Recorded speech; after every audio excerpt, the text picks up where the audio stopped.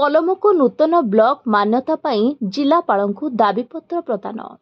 कलाहांडी जिला नला ब्लॉक अंतर्गत पलमको नूतन ब्लॉक दाबी करी नूतन ब्लॉक गठन कमिटी पक्षरु 13टी ग्राम पंचायत को नहीं दाबीपत्र कलाहांडी जिलापालंक सह जिला परिषद अध्यक्ष नला विधायिका और डीपीओ को दिया जाइछे। एथिपाई 14 तारिख मंगलवार मिलित क्रियानुष्ठान कमिटी एक दल कलाहांडी जिलापालंकु भेटी दाबीपत्र प्रदान करथिले। 13टी ग्राम पंचायत को नहीं एही नूतन ब्लॉक गठन कमिटी गठन होई पलमको नूतन ब्लॉक गठन पाई दाबी करी समस्त प्रकार कार्यपंथार प्रस्तुति आरंभ करी दाबी जणाइछे।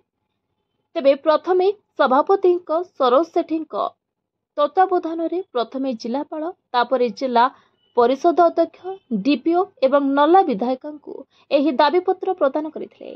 किछि दिन परे मान्यवर विभागीय मंत्री मान्यवर मुख्यमंत्री और मान्यवर राज्यपाल ओडिशा सरकार को दाबीपत्र प्रदान निमंत्रे निष्पत्ति होइतला।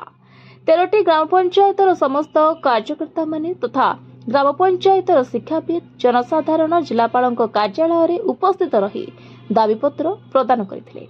पलमको राज्य सरकार नूतन ब्लॉक रो मान्यता न मिलिबा पर्यंत एही दाबी जारी रहिबो बोली समस्ते मत व्यक्त करथिले। कलाहांडी जिला मदनपुर रामपुर लंबोदर सेनापति report, voice of Odisha live.